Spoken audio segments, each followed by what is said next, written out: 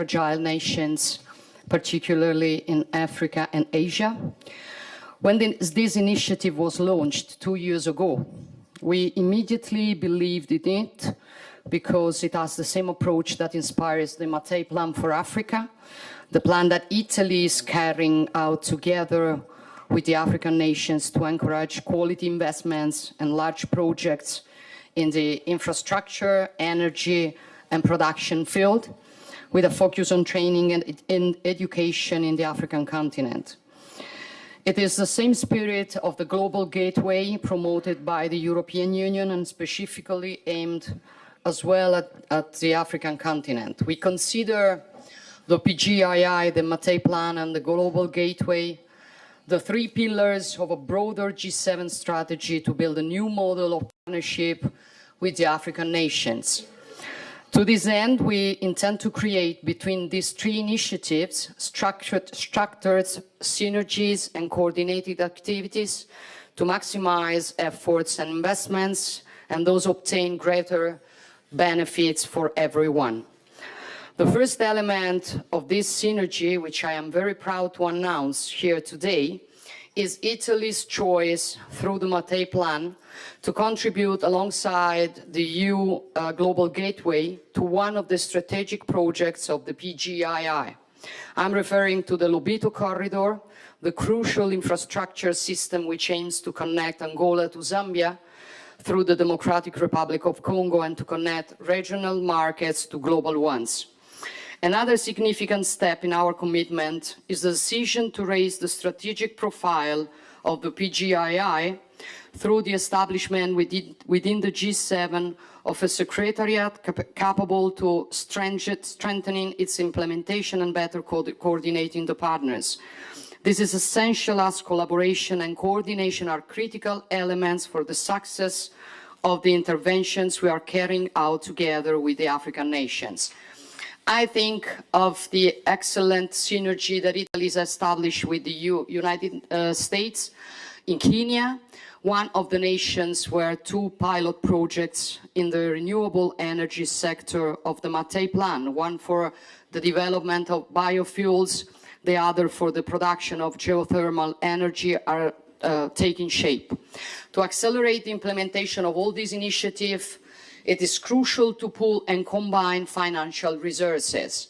We have worked extensively in recent months in this direction, and I am particularly proud to announce the establishment, together with the African Development Bank, of innovative financial instruments which are open to the contribution of those interested in developing co-investment strategies.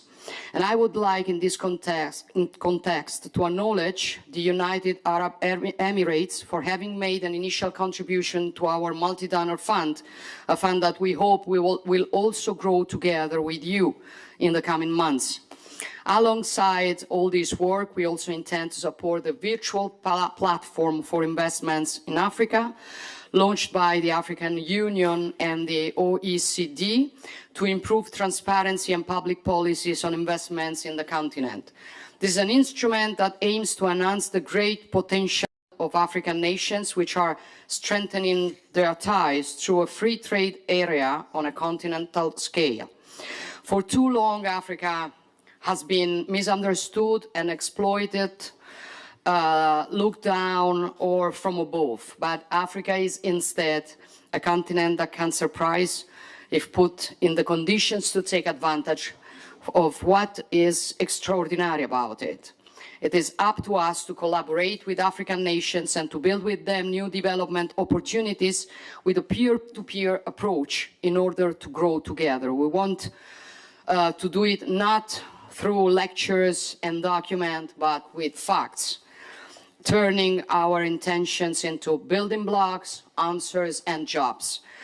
Here, my wish for each of us is that new synergies and new opportunities, but in particular concrete answers, may arise from this meeting. Now, the word goes to the President of the United States, Joe Biden, whom I thank again. Thank you very much. Hello, everyone. You may have heard me say this before, but I think we stand at an inflection point in history. that occurs every 5 or 6, 7 generations. And the decisions I think we make now are going to determine the course of our future for the next 5 or 6 decades. And I truly believe the infrastructure we're building and the investments we're making through PGI are going to help set that course in a fundamentally stronger path than otherwise would be the case. Just look at the progress we've made over the last year. The Lobito corridor in sub-Saharan Africa. We mobilized $3 billion for clean energy projects, which will bring clean electricity to 1.5 million families that had no access to it before. We've broken ground on a new data center in Ghana and announced another in Kenya. We're laying fiber optic cables to support secure and affordable and reliable connectivity. And we're developing the first railway line to extend from Angola to the DRC, Zambia, to the Indian Ocean. I think this is a game changer. I really do. We're at a continent that's going to have over 2 billion of people very shortly. And it really is a game changer. We're already seeing goods that normally take up to 45 days to transport, now taking only 40 hours. And think of the how transformative this is for trade, agribusiness, farming, food security as a whole. I want to thank the Prime Minister Maloney for partnering with us in the EU on this project. I also want to thank President Kishida, Prime Minister Kishida, I should say. I just demoted him. In April, we both came together with President Marcos to launch the Luzon Economic Corridor in the Philippines. It's happening in the Pacific as well. And already we mobilized capital for sectors that are critical to our future: clean energy, agriculture, semiconductors, and so much more. All told, I'm proud to announce the United States has mobilized more than $60 billion in investments around the world thus far. That's double where we were last year. Now we've still got a long way to go to close the infrastructure gap that holds too many countries back. But together, I think we're showing that democracies can deliver. This is an important moment to be able to do that. And when you focus on people, transparency, and high standards, on quality and sustainability, it doesn't inhibit investment, it attracts investment. I got criticized at home for asking when the federal government invests in something that discourage or encourage private sector to invest. 96% of the people asked that encourages investment, not discourages investment. It attracts investment. And people around this table are proof of that, I would argue. That includes Mr. Fink. I call you Larry, I'm calling you Mr. Fink. But we go back a long way, BlackRock and Mr. Nadella of Microsoft, an outfit that we know well home. Today, BlackRock and other partners are committing to invest at least $4 billion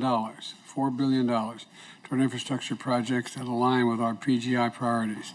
And Microsoft recently announced $5 billion investment into digital infrastructure, including $1 billion for a data center in Kenya. That's a really big deal. This is because the G7 and our partners created opportunities for sound investments in infrastructure. And we mobilized our own capital and created efficient ways to de-risk projects so the private sector could get on board more easily. And you are getting on board, and it's not just U.S. companies. So let me close with this. During the G7 summit, we're addressing a range of issues: clean energy, economic development, global security, food security, orderly migration, digital connectivity, and infrastructure is central to our progress across all these challenges, every one of them. I remember when I introduced the infrastructure bill at home, they said we couldn't get it done. It was only $1.3 trillion, and we got it passed. And it's really having an impact on development home, but this is bigger than that in a sense. We're talking about the world. So today, we began PGI's third year, and I would strongly hope we can keep up the momentum. Let's keep finding opportunities to invest in quality physical, digital, and energy infrastructure. Let's keep partnering with each other and the private sector, with the World Bank, with countries around the world, to mobilize even more capital. To go from billions, we have to get to the trillions that are needed. and that's what's going to be needed to close this infrastructure gap. And at this inflection point, let's forge a better future together, because I'm confident we can do it. I know I get accused of being overly optimistic, but I am confident this could be a significant breakthrough. And I thank you again for your partnership, your leadership. And with that, Georgia, I turn it back to you. Thank you very much, Joe. Now I give the floor to the Prime Minister of Japan, Fumio Kishida. Fumio. はい、皆さんこんにちは。 Thank you and good afternoon, ladies and gentlemen. PGII に関するこのイベントの開催に際し、メローニ Prime 首相 Minister とバイデ Meloni, ン大統領 President の Biden, thank you リー very ダーシ much ップ for に your 敬意を表し leadership ま in す。 organizing this ア event フリカ on をテーマとしたこのイベ PGII, ントは focusing まさ on に時期を得 Africa, たものだ which と思い is ま extremely す。 timely. 我が国は Japan 約30年前に initiated TICAD を立ち上げ、近年 TICAD は 30 保 years 育協 ago, 力 and を more 推進しつ recently つ、 has been promoting cooperation under FOIP, free and open in the Pacific. Throughout the years, we have stood by Africa to support African-led growth. In such process, we have put efforts into wider regional development, including the Nakala Corridor, along with the Lobito Corridor, which is advancing under the PGII. The project shall enhance east-west connectivity of southern Africa, improve the investment climate, and become a catalyst to drive new growth. And as President Biden referred to previously in April of this year, Japan, together with the United States, announced the development of the Luzon Economic Corridor in the Philippines under PGII. So PGII is expanding its coverage beyond Africa to Asia. As we have stated, we will make investments around the world, including in Africa, by mobilizing no less than $65 billion of infrastructure assistance and private capital over 5 years. In summer of next year, we are inviting leaders of African nations to TICAD 9, which will be hosted in Japan. The deliverables of the G7 and PGII will feed into TICAD as we continue to strongly push forward growth in Africa, leveraging quality infrastructure. Thank you very much, Fumio. We now have some intervention from top representatives of leading Italian and American companies.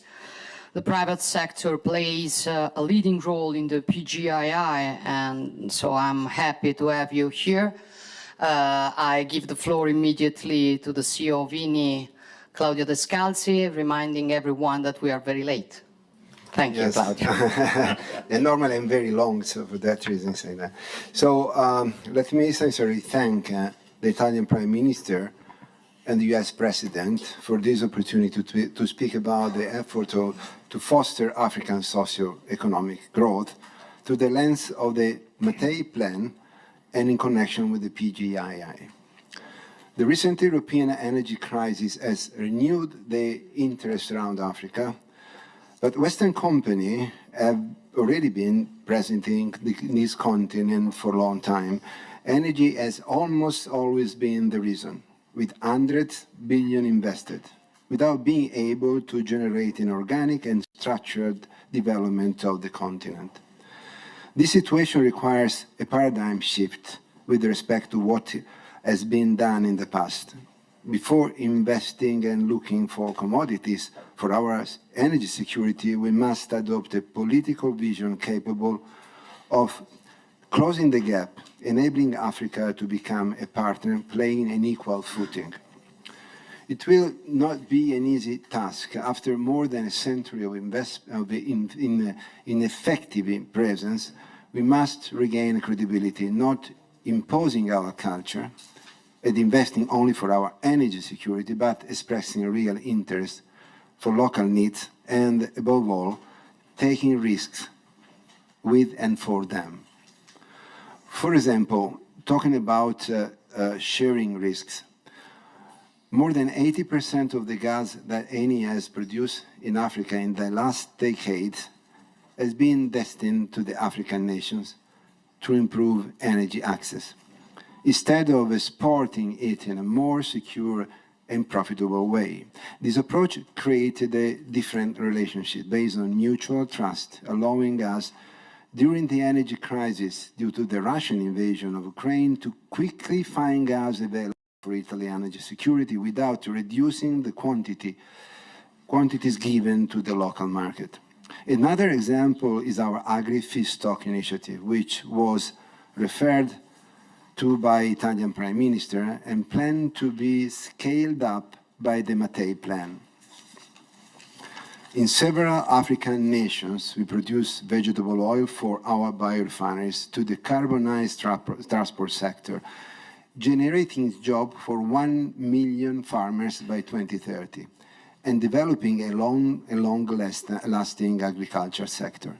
In the last 10 years, Eni has invested nearly €500 million in 13 African countries in economic diversification, agriculture, education, healthcare, water access, sanitation, and clean cooking.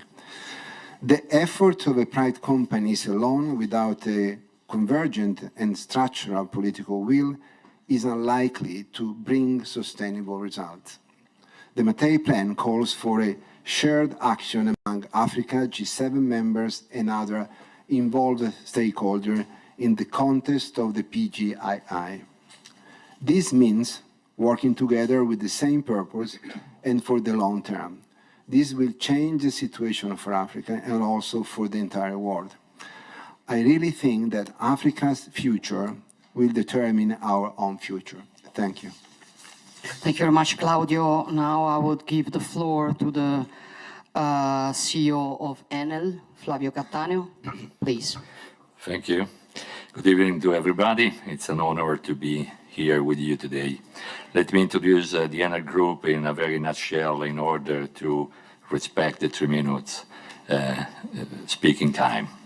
Enel is the world's largest private operator in renewable energy and the distribution sector with an international footprint. Indeed, we are present in 28 countries and 5 continents. This year, we have reached 82% of our production emission-free. This is important because it is a signal towards our way is directed. Enel is also part of the steering committee of Mattei Plan, the Italian government initiative focused on Africa, with synergies with the Partnership for Global Infrastructures and Investment, and with the EU Global Gateway, where Enel actively participates. In Morocco, South Africa, and Zambia, we have already invested about 2.5 billion in the renewable sector. We have also a pipeline of projects at different stages in other countries, such as Kenya, and we are looking for other sustainable opportunities through governmental missions. For us, Africa represents an opportunity. I want to explain better. It is an opportunity because Africa has a higher potential for renewable generation compared to Europe, given its abundance of renewable sources. Furthermore, the development of technology can help to increase the productivity of plants and consequently to reduce the price of power. This could open up for Africa the opportunity to export clean energy to Europe through a submarine cable between Tunisia and Italy, helping Africa to reduce its dependency for other countries. And at the same time, Europe could benefit from a decrease in energy prices and a diversification in suppliers. And Mattei Plan is exactly going in this direction. Of course, to transform the potential into a concrete opportunity, the right condition must be put in place. We also believe that Africa could be an attractive labor pool. But nowadays, we are facing some issues related to the lack of local specialized labor. For this reason, we have created in Morocco a Pan-Africa Center for Renewable Energy Training, and through the Rest for Africa Foundation, of which Enel is the main funding member, we support training programs and initiatives. We are also working on innovative projects such as a pilot one for the production of green hydrogen in Tunisia in partnership with Eni. I'd like to conclude saying that the presence of Enel and other big companies able to give their contribution to Africa also created local specialized expertise will help to create true partnership with African nations. Thank you so much. Thank you very much, Flavio. Now I want to welcome and give the floor to the CEO of Microsoft, Nardella, please.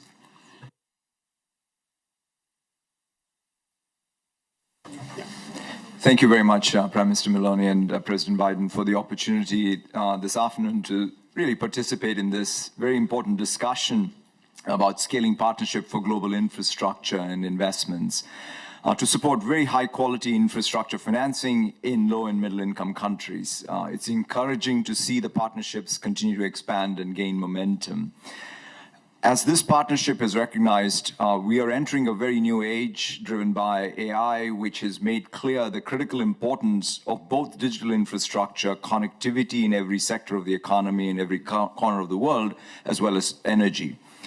There's no doubt that AI is amongst the most transformative technologies of our time, and we believe it will fundamentally bend the productivity curve for every individual organization and industry sector, and help us address some of our most pressing global challenges, including in the world's low and middle-income countries. At Microsoft, we have this saying where we say that we only succeed if the world around us is fundamentally succeeding. Therefore, we are very, very focused on ensuring that every country can benefit from this broad technological shift while mitigating its risks. This presents a pretty unique opportunity to help address the economic development and societal priorities everywhere in the world, whether it's small businesses becoming more productive, whether it's the multinationals in every part of the world becoming more competitive globally, governments becoming more efficient, improving health outcomes and education outcomes. Over the past 3 months, for example, we've invested $5 billion in cloud and AI infrastructure in Indonesia, in Malaysia, in Thailand, as well as in Kenya, together with our partners G42 and the UAE. And this is work designed to drive that broad spectrum economic growth, innovation, and connectivity to driving productivity. But we recognize that this requires more than just infrastructure, which is why we have also launched initiatives to provide the broad-based AI skilling opportunities, strengthen cybersecurity, and support startups and innovative companies around the world. And we already see many examples of this impact in action. I was in Indonesia recently, and I saw how Indonesian farmers are improving their yields, to Kenyan street vendors who now have access to credit for the first time. We also know infrastructure of the future has to be sustainable. This is why we're investing in all the carbon-free energy, as well as efforts to develop greener steel and concrete to build our data centers and also make our silicon more carbon-free and efficient. At the same time, this ambition is not something that any one company, or for that matter, any one country can accomplish on its own, and it requires broad partnerships across private and public sectors. For example, we need regulatory innovation to enable multiple countries to share digital infrastructure when located in neighboring regions. That's why what we did in Kenya, where we created a trusted data zone for all of the East African community in partnership with the government and G42.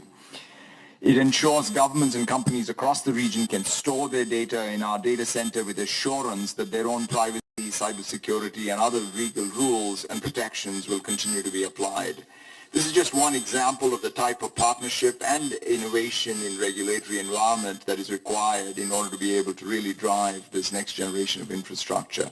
To close, I'm incredibly optimistic about our collective opportunity, and I'm looking forward to working together to help people and organizations around the world to apply this new generation of technology to grow and thrive. Thank you all very much. Thank you very much. Now I will give the floor to the CEO of BlackRock, Finn. Prime Minister Maloney, President Biden, Your Excellencies, thank you. I'm honored to participate here today about a conversation on the partnership on global infrastructure. Last November, BlackRock had a chance to offer some thoughts about how the G7 and the multinational multilateral development banks could unlock more private capital for infrastructure in the emerging world. The IMF and the World Bank were created 80 years ago when banks, not markets, financed most things. Today, the financial world is flipped. The capital markets are the biggest source of private sector financing, and unlocking that money requires a different approach than the bank balance sheet model of yesterday. There's still a lot of work to be done, but reform over the past 8 months have resulted in billions of new dollars for the developing countries' infrastructure. That's what you saw last week with the announcement of the Investor Coalition.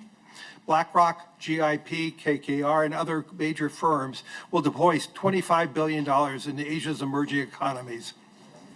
In a way, it's an Indo-Pacific counterpoint to Italy's Mattei plan, which is helping African economies grow, and that's important. Every country in the world needs a growth strategy. But if I could convey one more important message today, it would be the countries that need growth most right now are not just emerging economies. Great economic powers, including the G7, are in fact on the list and need growth going forward. All of us are staring down a growth dilemma. Whether we solve it or not, it's a significant economic fork in the road for our countries. Today, the G7 average debt to GDP is 129%. No matter how much we tax, how much we cut or reduce that debt, it will not be enough. The only way we can achieve this future of growth is by truly growing out of it. But just growth is becoming more important because we need to be focusing on our fiscal health. It is also becoming much more difficult to achieve. Within 25 years, most of the G7 countries will be on demographic downslope. Working age population will decline. The ceiling on growth will get lower and lower. This is why building new infrastructure is critical, especially through public-private partnerships. Infrastructure investments is a counterforce to the high debt, low growth economies. It does the opposite. It catalyzes growth without necessarily adding to public debt. This is true for every kind of infrastructure, from airports to data centers, and importantly, in the future, AI. With AI, the infrastructure is actually a double catalyst. The electricity demand from data centers is causing the U.S. energy sector to grow after 15 years of stagnation. AI also will make people more efficient, meaning our smaller future workforce can still become more productive than the larger current workforce. Building this infrastructure for growth will require something from us. It will require pragmatism. We'll need pragmatism in financing. Some of the new data centers require 1 gigawatt of power. At BlackRock, we estimate the infrastructure alone, this is before chips, could be as much as $10 to $12 billion per project. Between now and 2040, the world will need to spend $75 trillion repairing old and building new infrastructure. Asking taxpayers to shoulder the $75 trillion of new debt is not something countries can fiscally or fairly do for our future. Instead, there's a huge, vast pool of private capital. We need pragmatism in policy, specifically permitting, especially at the G7 level. When President Biden signed the Inflation Reduction Act 2 years ago, the law's clean energy infrastructure was projected to reduce 710 million metric tons of carbon emissions by 2030. But if permitting delays continue, the new production may only be under 500. And this is a lesson for all of us. We need to be focusing on the pragmatism of permitting to move forward. And we need pragmatism for energy. Much of the new infrastructure being built is for renewables. BlackRock recently invested in Africa's largest wind farm near Lake Turkana in Kenya. It is now supplying about 12% of Kenya's electricity. But without advances in storage, wind, and solar, we are not going to be able to provide constant, reliable flow of electricity. The world can't function without that. So with data centers at the bedrock of a digital economy, And I've seen more than half of the electricity may have to come from dispatchable sources like nuclear, natural gas, or hydro. Otherwise, data centers will not be complete with just wind and solar. The world has many challenges, but my gosh, I am more optimistic than ever we're going to be able to achieve them. We have to talk about them, and we have to be pragmatic. And I'm here to just talk about that logic. We need to be growing by building infrastructure. We can build infrastructure by unlocking private investments. We can unlock private investments by being pragmatic about permitting and energy policies. And I could promise you, we will be your partner. So thank you. Thank you much. Now I'm just saying we need you. we need you. Now I'll give the floor to the CEO of Cassa Depositi e Prestiti, Dario Scannapiego. Dario. Many thanks, Prime Minister. It's really an honor to be here and represent Cassa Depositi e Prestiti. Africa's population, the youngest globally, is projected to grow by 70% and reach 2.5 billion by 2050. At present, local job creation cannot keep pace with the rising workforce, while security and climate challenges are contributing to ever-increasing displacement both within and outside the continent. Still, Africa remains a continent of unexploited potential growth and opportunities. In this context, promoting long-term partnerships that are based on equal footing and are fully committed to local needs represents to us the only way to support African countries. And this was exactly the spirit of Enrico Mattei, the founder of ENI, who inspired the new Mattei Plan for Africa by the Italian government. Now, the investment needed to tackle climate and social challenges in Africa require a systemic approach through a combination of three elements. First, public resources to provide risk mitigation and technical support, which are crucial elements to prepare bankable projects. Then financial contribution and on-the-ground knowledge by multilateral and bilateral development finance institutions to create an enabling environment for investment and really a greater and deeper involvement of the private sector. We also need to coordinate and cooperate more openly among the FIs and with local promoters to build and share, pragmatically, I would say, concrete project pipelines. And it is also key to support the development of sound local financial systems. Cassa Depositi e Prestiti is rapidly increasing its operation in developing countries. We have been doing so thanks to our considerable firepower and a diversified toolbox. We have around 10 billion euro of public resources that we manage in this area, including one of the biggest European instruments for climate finance, which is the 4.4 billion Italian Climate Fund. And our main focus is Africa, with the aim, again, of supporting the Mattei Plan. We are currently reinforcing our cooperation with local partners, such as the African Development Bank, with whom we are structuring 4 flagship initiatives that will mobilize up to 500 million euro from the Italian cooperation system, promoting high-impact projects in Africa. And I thank President Adesina for the wonderful cooperation. In the context of the Italian G7 presidency, Cassa Depositi e Prestiti has also been collaborating with peer institutions to support the Partnership for Global Infrastructure and Investments.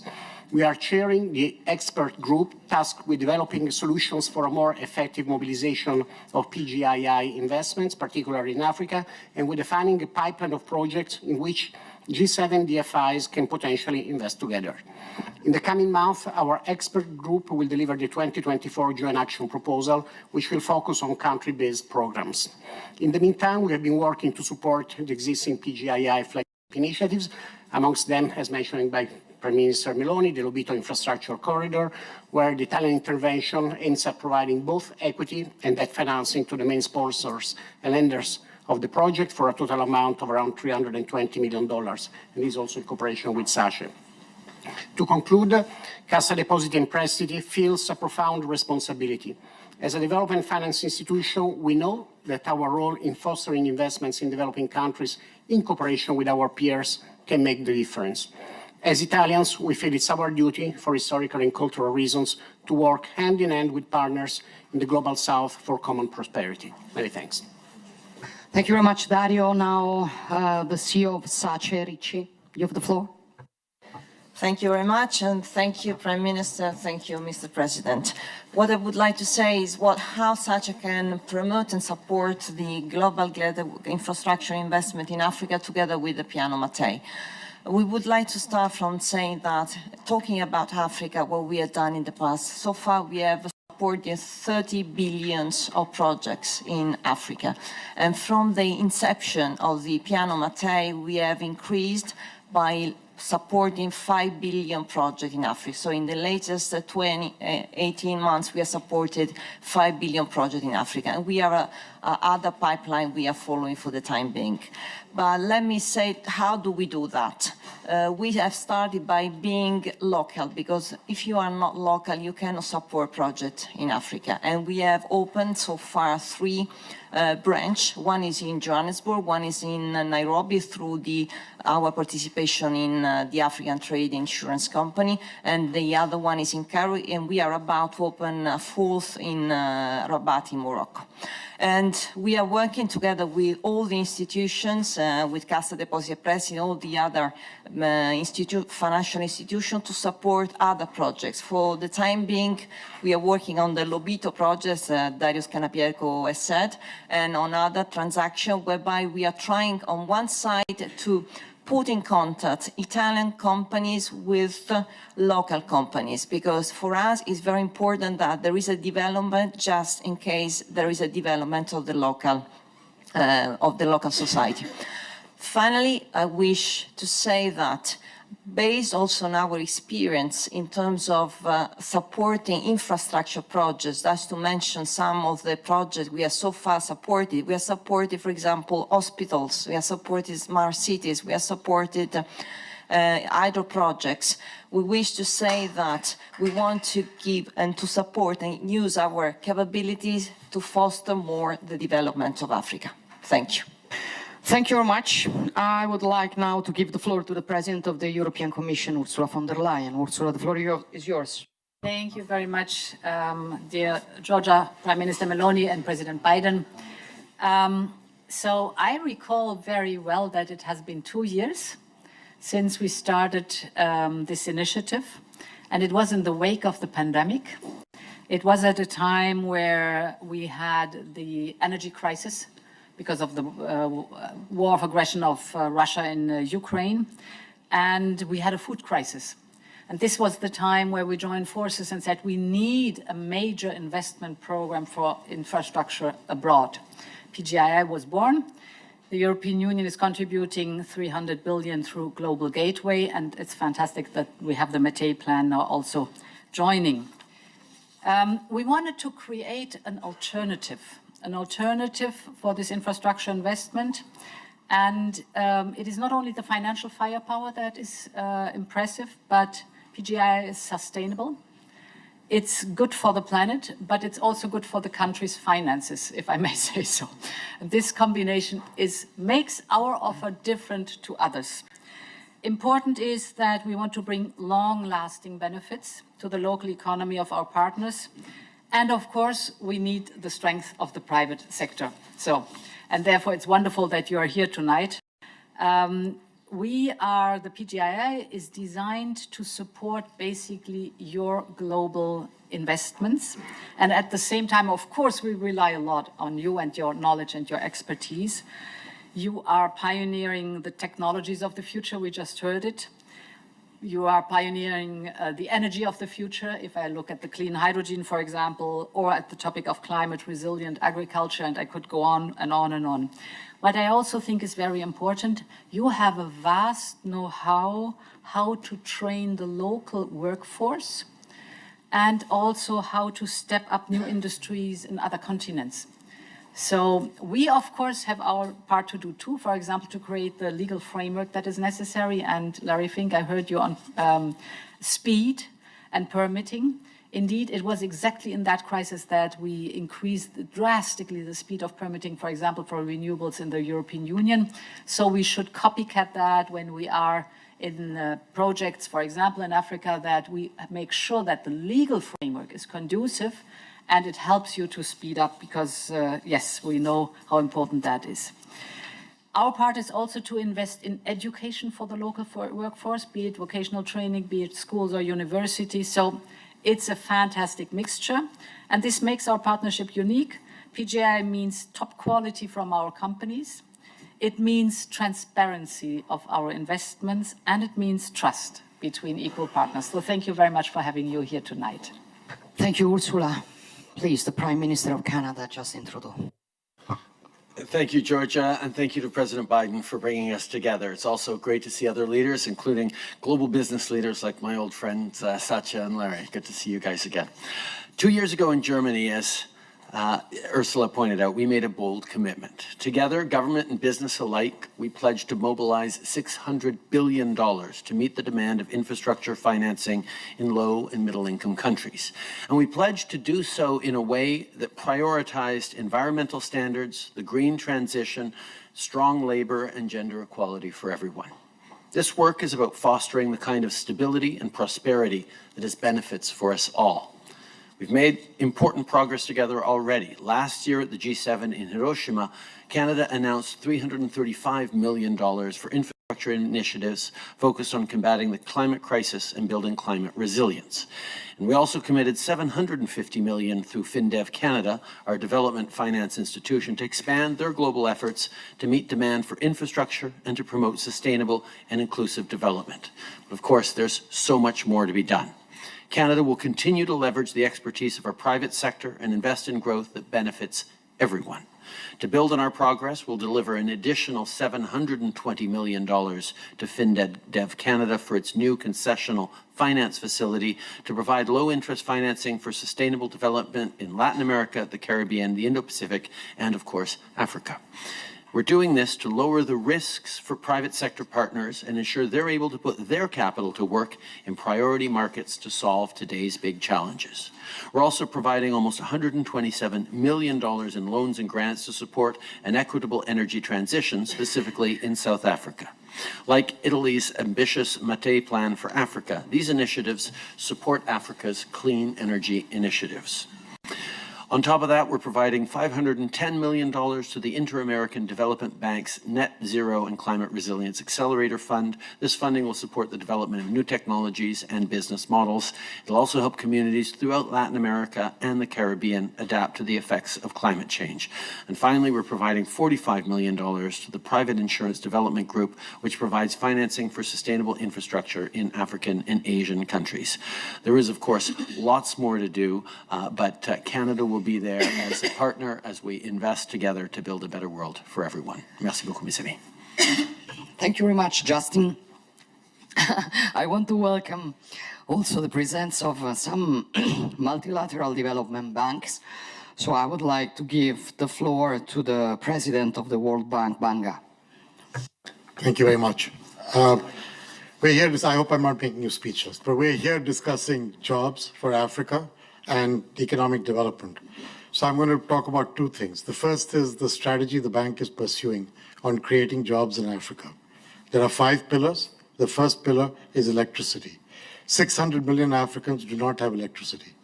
We have committed to connect 300 million by 2030, 250 with us, 50 with my partner Akin.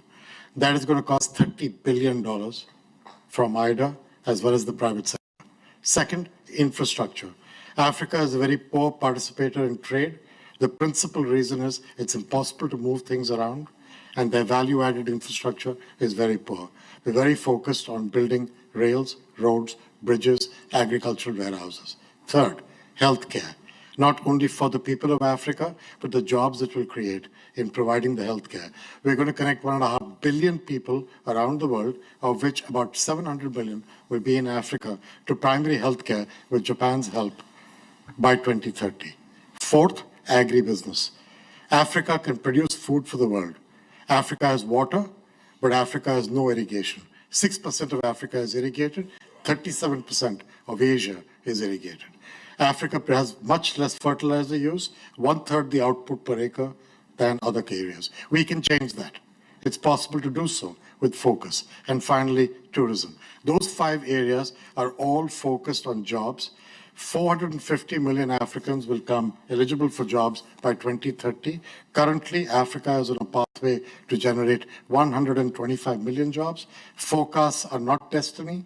We can change it, and the idea is to make a difference. Second is the private sector. We've created a private sector lab. Larry is a part of that lab. We have many recommendations, but the two that matter today.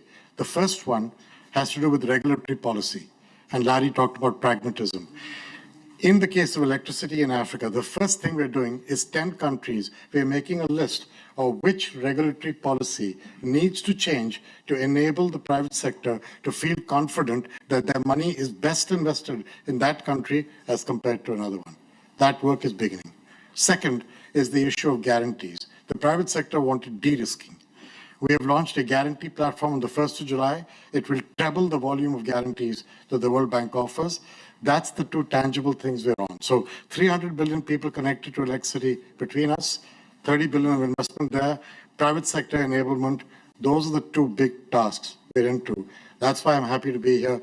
I think PGII, I think the Gateway, I think the Mateo Plan, and I think RISE, which didn't get mentioned, but RISE is critical to change the use of minerals out of Africa, not as a mineral to be exported, but as value-added manufacturing on the ground in Africa. Again, something we're exporting. So thank you for the opportunity. I'm glad to have a chance to do this job. I told you earlier, I wake up every morning. It's a privilege to be a part of this. Thank you. Thank you very much, President Banga. Now the President of the African Development Bank, Adesina, you have the floor. Thank you very much, Prime Minister Meloni, President Biden, my dear brother and friend, Prime Minister Trudeau, Prime Minister Kishida, Your Excellencies. I wish to first and foremost thank you for inviting me to this G7 summit. As I sit around here at this table, I am the happiest man around here because we're talking about Africa. And so I'm like, bring it on. President Biden just told Larry, we need you. So I need all of you. So I'm kind of really excited about that. Well, that's because Africa's infrastructure gap is significant. It's $68 to $108 billion a year. The African Development Bank is the largest financier of infrastructure in Africa outside of China.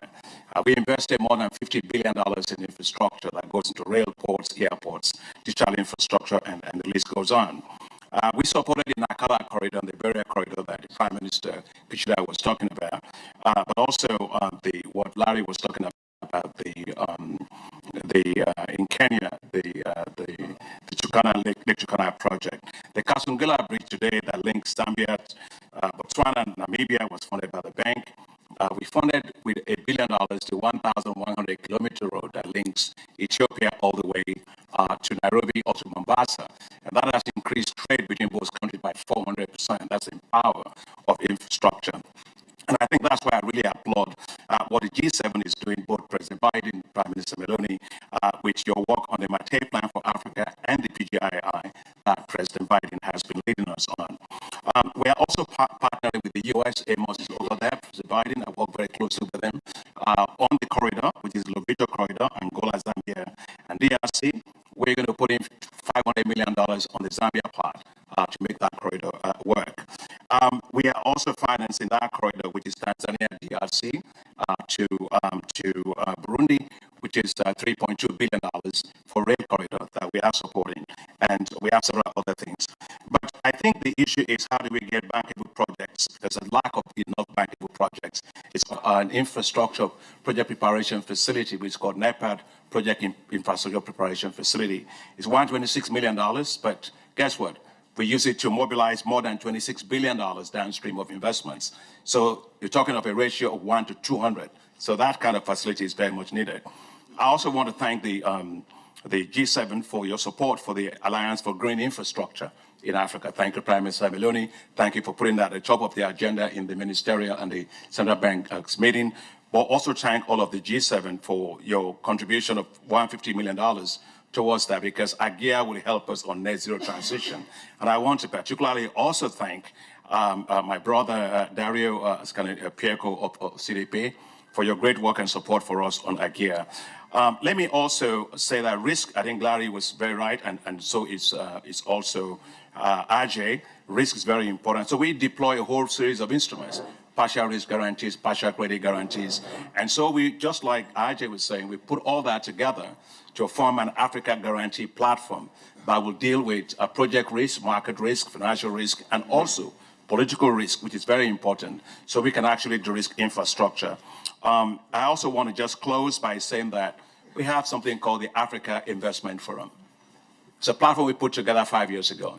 When people talk about Africa, they say, well, there are no bankable projects, nobody's going to finance it. It's not correct.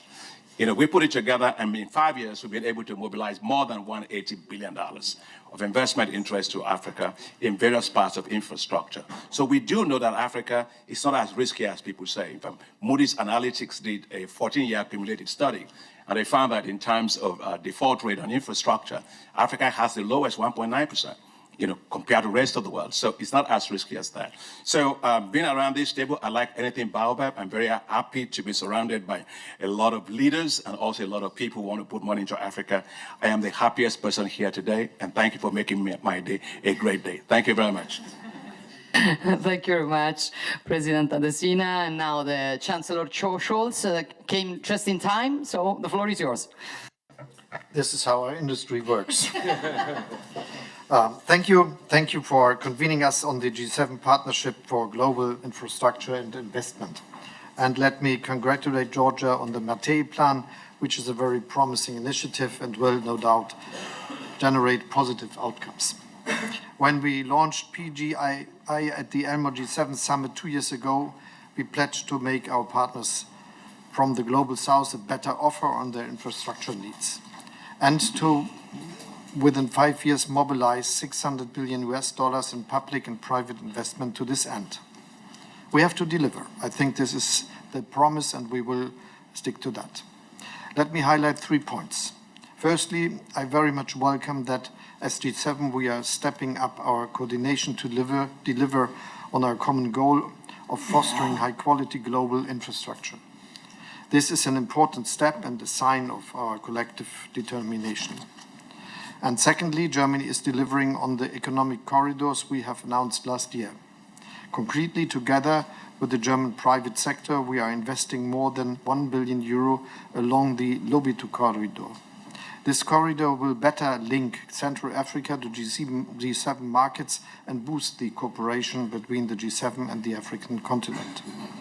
And thirdly, my key takeaway from the G20 Compact with Africa conference in Berlin last year is that African leaders are calling for a closer energy cooperation.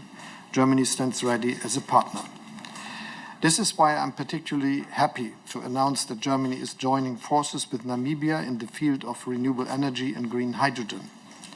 Germany supports the production of green hydrogen in Namibia at large scale by using foreign trade promotion instruments.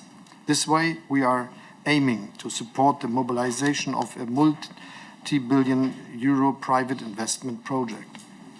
Together with the German private sector and our Namibian partners, we are setting up the biggest hydrogen projects in sub-Saharan Africa. In addition, Germany will support the development of a green hydrogen and renewable energy industry in Namibia with at least €100 million of direct public support. In Elmore, we made a strong pledge on global infrastructure. Today, I can declare that we are delivering. Thank you. Thank you very much, Olaf, and thank you all for this very important moment that we had in the Italian Leaders Summit, the presidency of the G7. I think it was very precious to have you all here. For what came out in this important moment were basically 2 things. The first one is that all of us, we understand that Africa is not looking for charity. They ask for the possibility to compete on an equal footing.